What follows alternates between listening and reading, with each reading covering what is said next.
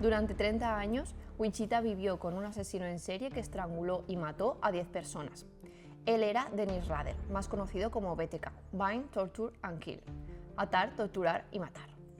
¿Empezamos? Sí, pero antes no olvides suscribirte y si te gustan este tipo de vídeos, dale a like. Ahora sí, empecemos. Esto es Más Oscuro con Laura y Sara. Dennis Rader nació un 9 de marzo de 1945 en Wichita, Kansas. Él crece en una familia prácticamente normal, una familia cariñosa, que se preocupa por él, que lo cuida. Sin embargo, Dennis siempre tuvo un mundo de fantasía en su interior del que iba y venía. De hecho, ya de niño le gustaba torturar animales y hacerles sufrir. Pero eso no es un mundo de fantasía, eso es ser un hijo de puta. Sí, pero luego más adelante verás que él tenía un mundo de fantasía en el que vivía. Vale. La primera vez que se excitó, cuenta que él estaba en la granja de sus abuelos y vio cómo sus abuelos mataban a unos pollos. Y eso le gustó mucho y se obsesionó con eso. Dennis fue creciendo y como todo adolescente tenía un héroe al que admiraba. Pero este no era un héroe cualquiera, era Harvey Gladman, un asesino en serie que mataba a mujeres jóvenes solteras en Hollywood y que fue ejecutado en 1959. Pero además Harvey Gladman no fue solo una inspiración para él, y es que las víctimas de este hombre, de este asesino en serie, eran mujeres muy guapas en Hollywood que querían ser modelos o actrices. Y lo que hacía este hombre es que les decía que era fotógrafo y entonces las engañaba, les decía que les iba a hacer una sesión de fotos, se las llevaba, las ataba, les hacía fotos torturándolas y las mataba. Y de ahí fue donde Dennis Rader cogió su idea para hacer lo que él hacía con sus víctimas.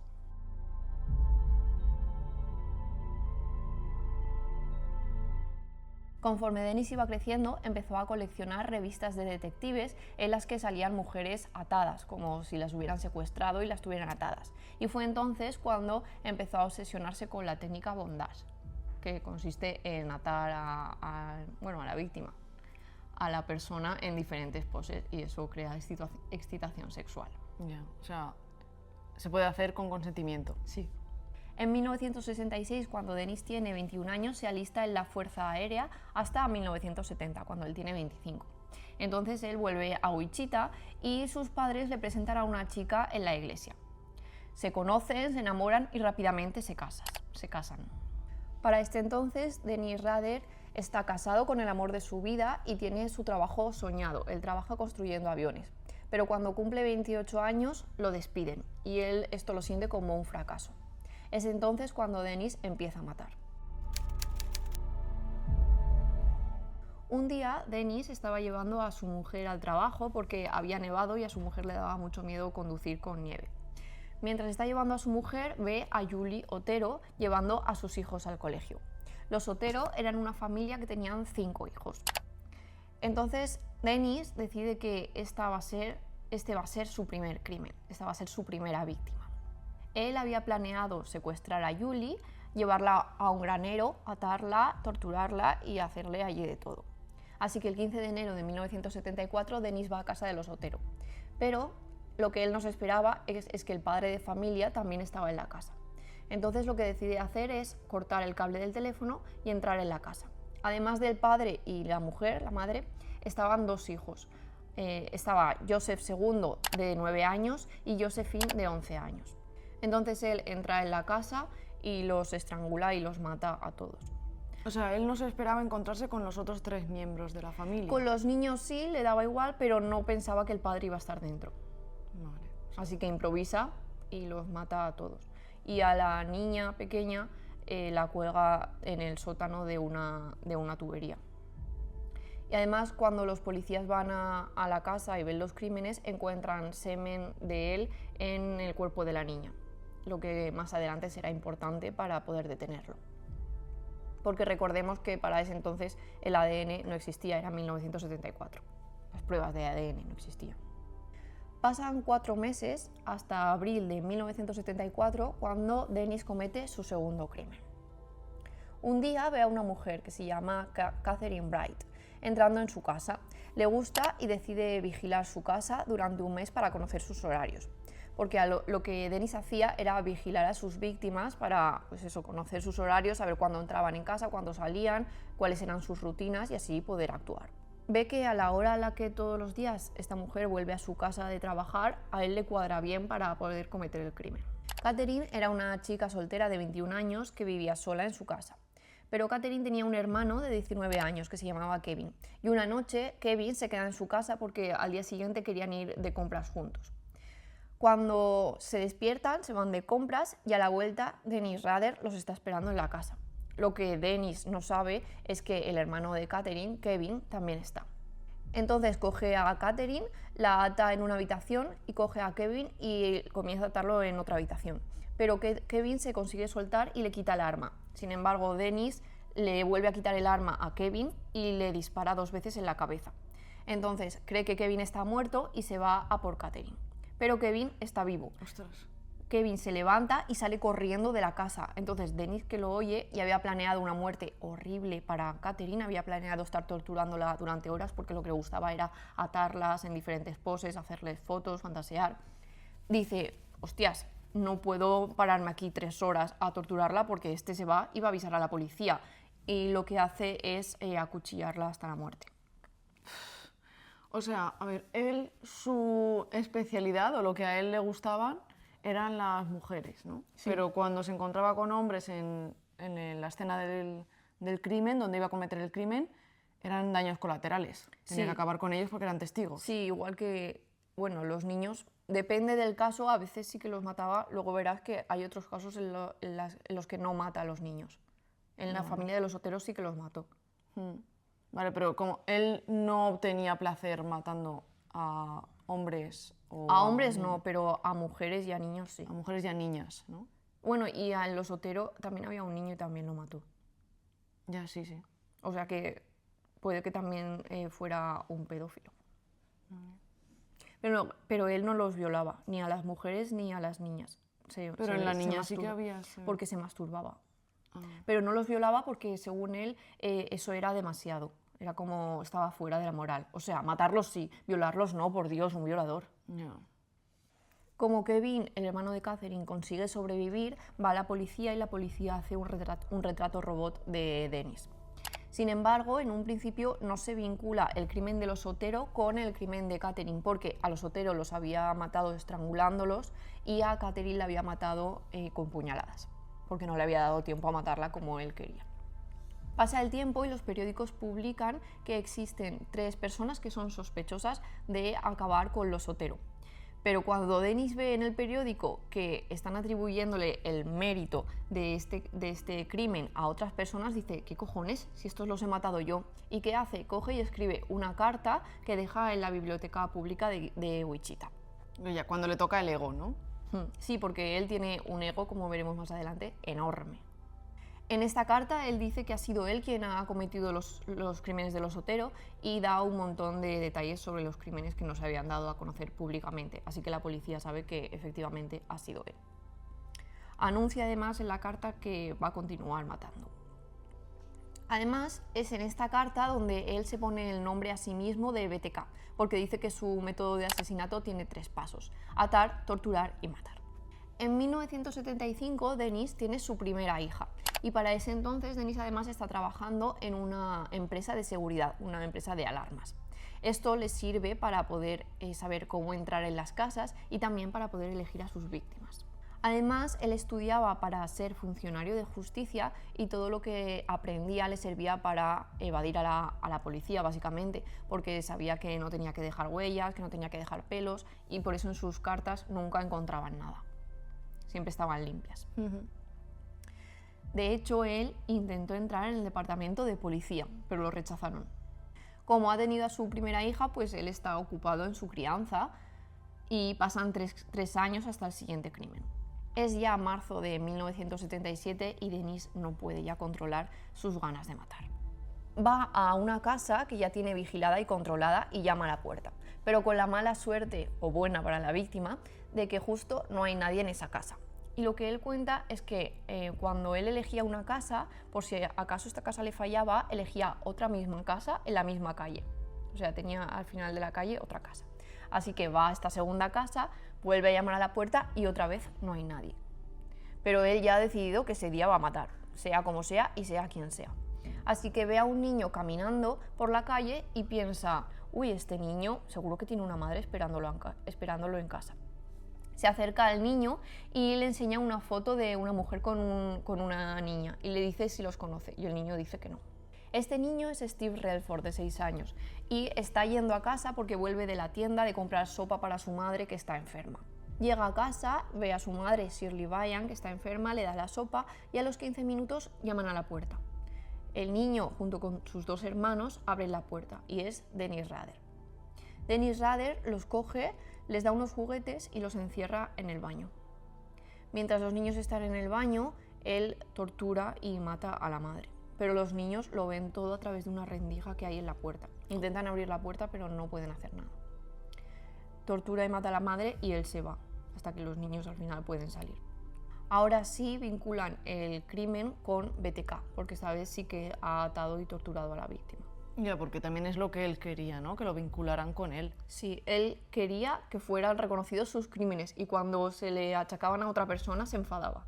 En diciembre de ese mismo año, 1977, Dennis ve a una chica que le encanta. Esta chica es Nancy Fox, de 25 años. Así que empieza de nuevo su vigilancia. Entra en la casa mientras ella está en el trabajo y cuando ella llega la ataca, la tortura y la mata. Y de nuevo deja restos de semen en el cuerpo de la chica. Pero esta vez, viendo que en las noticias no aparece el asesinato de esta mujer, es él mismo quien avisa a la policía de que hay una víctima. Pero la policía, para no alarmar a la gente, aún no había anunciado que había un asesino en serie en Wichita. Y entonces Dennis decide enviar una nueva carta. Esta vez envía la carta a una cadena de televisión hablando sobre el crimen de Nancy y dando detalles sobre el mismo. En la carta dice: ¿cuántos tengo que matar antes de que aparezca un nombre en el periódico o algo de atención nacional? Estaba desesperado por tener atención y reconocimiento. Estaba enfadado porque sus crímenes no salían en las noticias ni en los periódicos y es entonces cuando la policía y la ciudad entran en pánico porque ya saben que va a haber una próxima víctima y no saben quién es. Sin embargo, después de este crimen, Dennis tiene su segundo hijo, lo que hace que deje de matar durante un tiempo.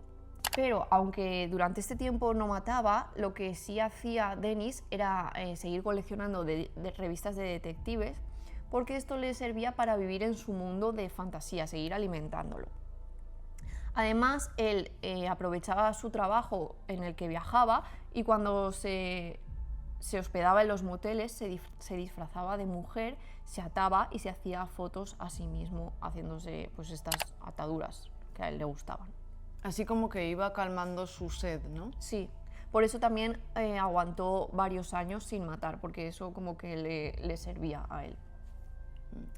Y una pregunta, ¿tú crees que él paraba de matar cuando tenía hijos porque una parte de él se decía, hostias, esto no está bien, tengo que dejar de hacerlo?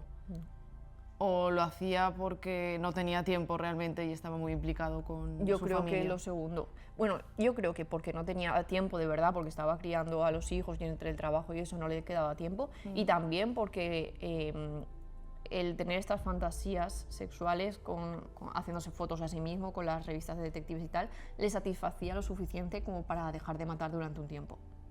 Pero no creo que él se sintiera culpable por lo que hacía. Vale. Además a él también para alimentar estas fantasías le gustaba hacer dibujos de sus víctimas y esto le servía también para estar sin matar. Pero él empieza a volverse confiado y empieza a disfrazarse de mujer y a hacerse fotos en su propia casa. ¿Y qué pasa? Que su mujer lo pilla en 2 ocasiones haciendo esto y ya la segunda vez que lo pilla la mujer le dice que como vuelva a hacerlo va a coger a los niños y se va a ir y lo va a dejar y él no vuelve a hacerlo nunca más en casa. Pero pasa el tiempo, sus hijos crecen y Dennis vuelve a matar. Esta vez es abril de 1985 y la víctima es Marina Hedge, una mujer de 53 años que vive sola en su casa y que vive en el mismo barrio que Dennis. De hecho, Dennis la conoce y cuando pasea por delante de su casa la saluda y la ve muchas veces en su jardín arreglando las flores y tal. Ya. Es como que por una parte parece que la fantasía cada vez tiene que ser más grande para que le satisfaga sexualmente, entonces ya tiene que pasar a usar víctimas que conoce en su vida, como que su vida real y su vida ficticia, aunque también es la realidad, que es cuando asesina, cada vez se están juntando más, ¿no? La línea en que las separa se está desdibujando. Sí, pero esta es la única vez que mata a alguien que él conoce personalmente y de hecho esta vez no avisa a la policía ni escribe ninguna carta porque tiene miedo de que sí que lo pillen y lo vinculen a él, porque es que viven en el mismo barrio. Pero a la vez lo está haciendo, o sea, tiene esa necesidad de sus dos personalidades juntarlas, ¿no? Sí, yo creo que es como elige a una persona y ya se obsesiona y tiene que matarla sí o sí.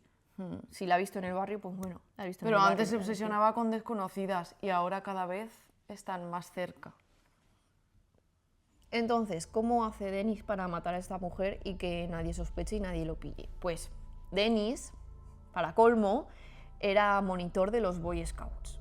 Así que lo que hace es organizar una salida con los Boy Scouts y aprovecha mientras los niños ya están todos durmiendo, se va del campamento, se esconde en la casa de esta mujer, espera a que vuelva y de nuevo la tortura y la mata. Y cuando termina, vuelve al campamento y así él tiene una coartada perfecta.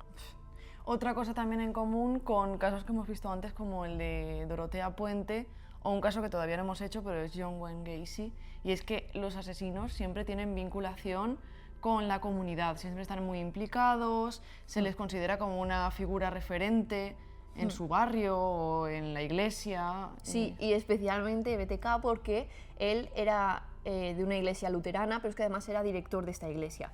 Y cuando mata a esta mujer, a Marina Hedge, coge su cuerpo, se lo lleva a la iglesia porque él tenía llaves de la iglesia y allí empieza a hacerle fotos para sus fantasías. Claro, otra cosa más que apoya lo que estaba diciendo antes, que ahora necesita traer a la víctima al sitio en el que se supone que es la persona perfecta, ¿no? La iglesia, en el sitio donde él se muestra como, pues eso, como un referente. Pasa un año y Dennis comienza a planear su siguiente crimen. Conduce por la ciudad en busca de su próxima víctima y es entonces cuando ve a Vicky Wegerly, de 28 años, salir de su casa y le llama la atención. Esta mujer era la siguiente en su lista. Llama al timbre y se hace pasar por un trabajador de la compañía telefónica. Entonces entra en la casa y hace como que está mirando el teléfono y cuando ella se descuida, la ataca y de nuevo la tortura y la mata, dejando además a un bebé solo en otra habitación, porque estaba la mujer en la casa con su bebé. Pero él lo sabía cuando hace esto. Sí, al bebé no le hace nada, solo lo deja ahí.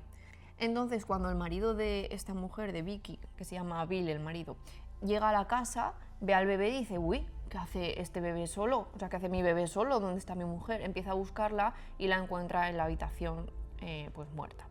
En ese momento, Bill recuerda que cuando estaba conduciendo hacia casa había visto a alguien que conducía su coche, el coche de su familia, pero ese alguien no era Vicky, él no sabía quién era. Entonces llama a la policía, cuenta todo lo que pasa, pero la policía no le cree y le hacen dos pruebas de estas de detector de mentiras y él no las pasa, pero no las pasa porque está nervioso. Así que para la policía el sospechoso más lógico es su marido. Nunca vinculan este crimen con BTK. Bueno, también está esto de que cuando hay un asesinato de una mujer, siempre el primer sospechoso es el marido y el segundo el amante. Y de hecho pasan 18 años en los que la policía y la gente cree que ha sido el marido y al pobre hombre hay rumores por la ciudad y la gente habla de él y dicen que él ha matado a su mujer. 18 años, es horrible. No lo condenan formalmente, No, pero socialmente sí que está sí, condenado. Nunca encuentran pruebas contra él, entonces la policía no puede condenarlo ni puede hacerle nada. El último crimen de Dennis fue en 1991. Esta vez la víctima era una mujer de 62 años que se llamaba Dolores Davis. La vio trabajando en su jardín y se encaprichó de ella y usó el mismo modus operandi que con Marina Hedge. Se fue a un campamento de los Boy Scouts y mientras todos estaban durmiendo se va del campamento, entra en la casa de Dolores, la tortura y la mata y luego coge su cuerpo y lo deja bajo un puente donde le hace fotos para sus fantasías personales y después vuelve al campamento de los Boy Scouts. Y es que algo que no te he contado es que él llamaba a las chicas a las que vigilaba y acechaba proyectos. Tenía una lista con todas sus posibles víctimas, con datos, con fechas, con ubicaciones, y en la lista había 55 mujeres. O sea, 55 mujeres a las que él planeaba en un futuro matar. Pero después del asesinato de Dolores Davis, que como te he dicho fue el último, llegó otro periodo de inactividad. Y es que Dennis seguía buscando proyectos, pero esta vez no asesinaba a nadie porque planear los crímenes era suficiente para él y le satisfacía como para no tener que matar a otra persona. Y estuvo vigilando gente hasta el año 2005. O sea que durante todos estos años no mataba, porque fue en el 91 el último. Hasta el 2005 él seguía vigilando a gente, aunque no mataba a nadie. O sea, 30 años en los que todavía no le han pillado. Sí, hasta 2005, 30 años, no le pillan. Porque le van a pillar. Durante toda esta época, además, él trabajaba como oficial de obediencia, que es como una persona que se encarga de vigilar el barrio, se encarga de vigilar pues, que no tengas el césped muy alto, que no lleves a tu perro suelto, que tienes que pintar la casa, y le gustaba mucho este trabajo porque tenía poder, como te he dicho antes, Claro. Él quería ser policía, y la gente se quejaba de él porque decían que era muy autoritario, muy estricto y abusaba de su poder. Qué ridículo. Llegamos a enero de 2004, cuando hace ya 30 años de sus primeros asesinatos, los Otero.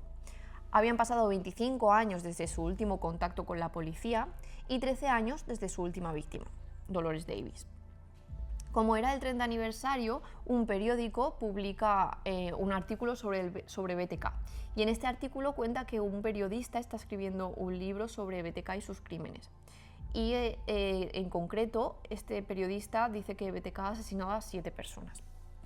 Pero cuando Dennis lee el artículo y dice, ¿cómo que 7 personas? Yo he asesinado a 10 personas. Esto, o sea, no puede quedar así, no puede quedar para la posteridad que yo solo he matado a 7 personas. Es entonces, en 2004, cuando Dennis vuelve a reaparecer públicamente. Envía una carta donde hay una copia del carnet de conducir de Vicky Wegerle y fotos inéditas del crimen, fotos que no había hecho la policía, sino que había hecho él mismo. Recuerda lo que te he dicho de que la policía nunca vinculó este crimen con BTK, sino que pensaban que había sido el marido. Sí. Así que ahora saben que el marido no había sido, que había sido BTK, y el miedo vuelve a Wichita. Entonces, esta vez los policías tienen un plan. Quieren que Dennis siga comunicándose con ellos porque creen que así alguna vez va a cometer un error y lo van a poder pillar. Y de hecho, así es. A lo largo de 2004 y 2005 hay muchos comunicados por parte de BTK. Esparce pistas de los crímenes por toda la ciudad. Por ejemplo, deja a una muñeca ahorcada con una cuerda, representando cómo había matado a Josephine, la niña de los Otero. También envía juegos con palabras a la policía para que los resuelvan, con pistas sobre él. Y en una ocasión deja una caja de cereales con pistas dentro de un coche que hay en un supermercado, con la casualidad de que en este supermercado hay cámaras y la policía, aunque las cámaras no se ven muy bien, pero sí consiguen identificar qué clase de coche lleva. Dennis quería algo más, quería comunicarse directamente con la policía, así que piensa que sería una buena idea enviarles un disquete con un montón de pruebas sobre los casos, con fotos y con cosas así. Pero él no sabe si el disquete puede rastrearse, así que les dice a los policías que por favor sean honestos y que le digan si este disquete podría rastrearse. Y los policías obviamente le dicen, no, tú envíalo tranquilamente, no podemos saber de quién es este disquete, tal. ¿Y qué hace el idiota? Coge y envía el disquete. En cuanto los policías reciben el disquete, lo analizan y ven que sale una iglesia luterana de Wichita. Analizan esto y el nombre vinculado es Dennis. Comienzan a buscar esta iglesia y ¿quién era el director de esta iglesia? Dennis Rader. Entonces van a casa de Dennis y ven que tiene el coche que ellos habían visto cuando dejó la caja de cereales en el supermercado. Quieren arrestarlo en este momento, pero no tienen suficientes pruebas y no quieren que se les escape. Entonces lo que necesitan es conseguir su ADN, porque si te acuerdas tenían ADN guardado del semen de él que había dejado en varias escenas del crimen. De la niña, ¿no? Josephine. Sí, y en otras escenas también había dejado ADN. Entonces lo ponen bajo vigilancia las 24 horas del día y se ponen a buscar a ver cómo pueden conseguir una muestra de ADN de Denis. Y Denis tenía, como te he dicho, 2 hijos. La hija había ido a la universidad y en la universidad resulta que se había hecho una citología vaginal y esta citología vaginal estaba guardada. Así que la policía coge la citología, la analiza y ven que el ADN coincide con el del semen de las escenas del crimen. Ahora sí tienen a BTK. Van, lo arrestan y cuando lo cogen, BTK les dice: ¿os importaría decirle a mi mujer que no voy a volver a comer? Imagino que ya sabéis dónde vivo. Se lo llevan a la comisaría y empiezan a interrogarlo. Y Denis le pregunta al policía que por qué le mintió sobre lo de rastrear el disquete. Sí que podían rastrearlo porque no le habían dicho la verdad. Y el policía le dice: porque quería atraparte.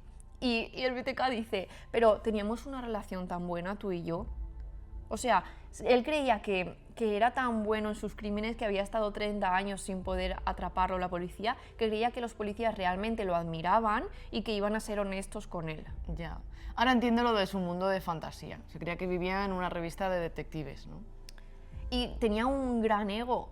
Eso es lo que hace en realidad que al final lo atrapen, por su ego, por pensar que sí van a decirle la verdad, porque claro, a él lo admiran y es un criminal súper bueno. Ya. Nadie va a engañarlo. Pero también yo creo que una parte de él quería que lo atraparan para llevarse el mérito en su cabeza de haber matado a todas esas personas. No quería que lo atraparan, él de verdad confiaba en que no se podía rastrear el disquete. Sí. Ostras. Entonces, durante el interrogatorio confiesa y pasa 30 horas contando todos los crímenes que había cometido, dando detalles de todo lo que había hecho. Los policías además registran pues, su oficina y su casa, y en la oficina encuentran pruebas con cosas que había guardado de los asesinatos, con ropa interior, carnets de conducir, joyas, y lo tenía todo súper organizado, perfectamente archivado, ordenado, era súper metódico. Sí, bueno, porque él decía que eran sus proyectos, ¿no?